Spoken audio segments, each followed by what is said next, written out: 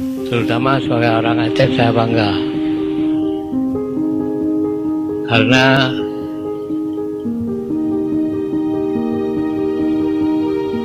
orang Aceh itu tidak pernah berhenti berjuang. Sebelum cita-citanya tercapai, yaitu agama dan kemerdekaan.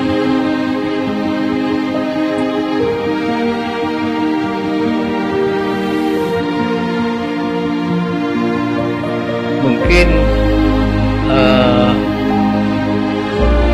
bapak-bapak pernah melihat Kerkhoff yang ada di Aceh.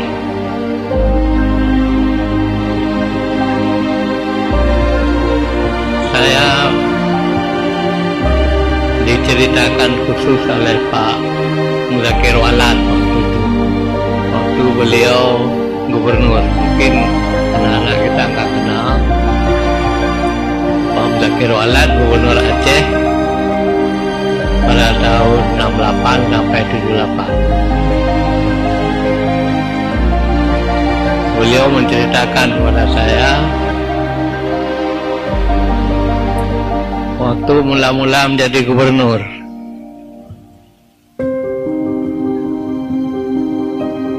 beliau menyaksikan bahwa sesudah kemerdekaan pada tahun 45 sampai dengan tahun 68 pada waktu itu, tidak ada seorang tokoh pun dari Belanda datang ke Aceh. Sedangkan dari Amerika, dari Inggris, dari Prancis, dan dari beberapa negara besar lainnya sudah datang ke Aceh. Tapi orang Belanda belum pernah datang ke Aceh. Kemudian timbul ide dari beliau untuk mengundang duta besar Belanda. Jadi tidak undang duta besar Belanda untuk datang ke Aceh. Itu tahun 68. Jadi sesudah ketemu dengan duta besar, beliau mengundang. 1 bulan ditunggu nggak datang orang Belanda itu, duta besar yang di Jakarta. Kemudian datang lagi Pak Muzakir, datang lagi ke kantornya di Jakarta. Pak duta besar, sudah saya undang, kau belum datang. Aduh Pak Gubernur, minta maaf, saya sibuk sekali bulan ini. Nanti saya akan datang lah. Ditunggu 1 bulan nggak datang lagi. Kemana ini? Saya datang ketiga kali mengundang, menyampaikan undangan. Rupanya malu juga duta besar Belanda ini, udah 3 kali diundang nggak datang-datang, malu juga dia. Akhirnya datang, dilakukan penyambutan oleh Pak Muzakir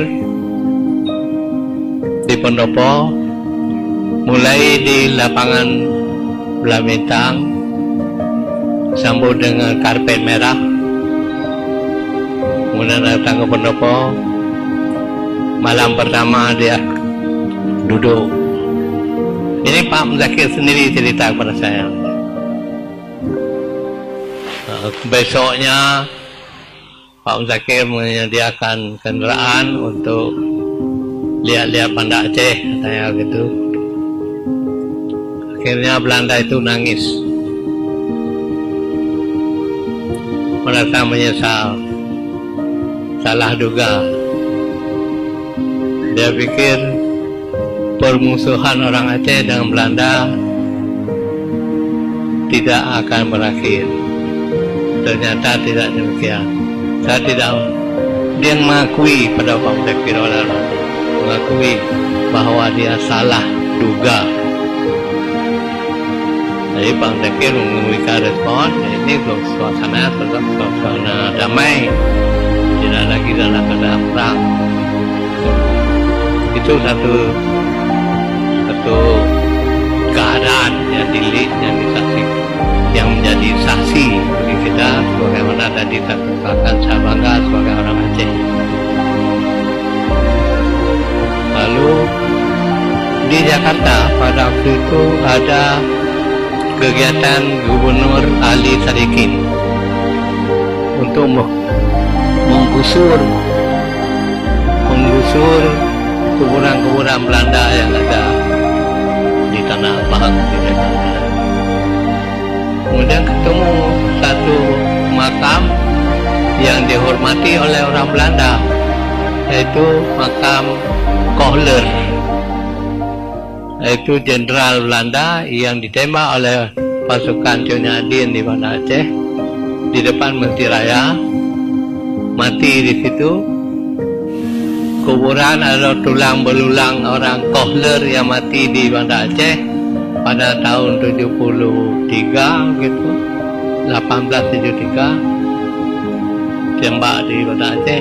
Mau diapain ini? Kuburan Belanda lain sudah disapu bersih. Ini Kohler karena dia jenderal dan dihormati oleh orang Belanda. Bagaimana? Lalu Ratu Belanda sendiri yang menjawab supaya tulang belulang Kohler itu dikirim kembali ke negeri Belanda, mau dikebumikan di Belanda sana. Yang lain-lain sudah digusur aja. Rupanya berita ini didengar oleh Pak Muzakir Walan yang tadi mengundang duta besar Belanda. Dengar, lalu Pak Muzakir datang kepada duta besar. Pak duta besar, saya dengar gini-gini mau dibawa ke Belanda, itu tidak boleh. Dia mati di Aceh, harus dibawa ke Aceh. Ditembak oleh pasukan Aceh, mati di depan masjid. Jadi harus dibawa kembali ke negeri Belanda. Itu perintah Ratu Belanda kepada duta besar. Kemudian di duta besar ini menghadapi Pak Muzakir Walan. Pak Muzakir bilang tidak boleh bawa, itu harus dikebumikan di Aceh karena dia mati di Aceh. Bingung mereka. Ratu Belanda juga dikabarkan gubernur sudah melarang bawa ini. Bagaimana Pak pendapat Ratu? Apa saya angkut juga, ini sedang menunggu jadwal pesawat saja sudah angkat. Tapi gubernur melarang. Ratu Belanda tidak bisa memutuskan. Kemudian Ratu menyerahkan surat itu kepada kabinet Belanda. Kabinet Belanda mengadakan rapat khusus untuk membicarakan apa yang harus diperlakukan terhadap Kohler ini. Karena Gubernur Aceh tidak menyetujui untuk dibawa dari Belanda. Jadi diadakan sidang kabinet untuk memutuskan apa. Lalu di antara rapat kabinet itu timbul gagasan, kalau gitu karena memang dia ada meninggal di Aceh, gubernur minta dikebumikan di Aceh, kita harus setuju katanya, karena itu hak gubernur Aceh untuk menentukan. Jadi ya begitu simpulannya. Kemudian dibawalah kemari pada tahun 78, dikebumikan di Kerkop. Itu bapak-bapak kalau pergi ke Kerkop itu bisa lihat kuburan Kohler itu, seorang jenderal yang memimpin pasukan Belanda. Kemudian Pak Muzakir mengatakan waktu itu, saya jadi kiku waktu dia datang mengikuti jalur ke gaya militer lah, dikirim tentara tentara Belanda beberapa orang ke Banda Aceh. Kemudian Majelis Ulama Aceh ikut, gubernur apalagi ikut untuk memandu usungan satu Belanda Kohler. Di situ Bapak bisa lihat di kuburan Kohler di Kerkhoff itu, bisa lihat gambar ular. Gambar ular. Saya tanya waktu itu, apa gambar ular itu, Pak? Gambar ular itu untuk memberi makna kepada bangsa Belanda bahwa Kohler ular itu gambarannya dibuat sedemikian rupa sehingga dia menggigit ekornya sendiri. Jadi kepala ular naik begini sampai kepada ekornya, dia gigit ekornya. Jadi di situ ada orang Belanda, ada yang nanyakan apa makna ular menggigit ekornya di gambar batu nisan Kohler itu. Itu maknanya bahwa Kohler mati ditembak oleh orang Aceh karena salahnya sendiri, bukan salah orang Belanda, salahnya sendiri. Kenapa dia berdiri di bawah pohon apa itu dulu itu kok ketapang ya, mati tertembak di bawah. Tidak pernah terjadi di dunia seorang jenderal mati dalam perang. Jadi itu yang orang Belanda tadi yang mengatakan kita harus ikut perintah gubernur itu, dia membisikkan pada orang-orang yang ada di situ. Lucu orang Aceh dulu, dia musuhan buyutan sama kita. Sekarang tulang pun tidak boleh disentuh, harus ditimbang.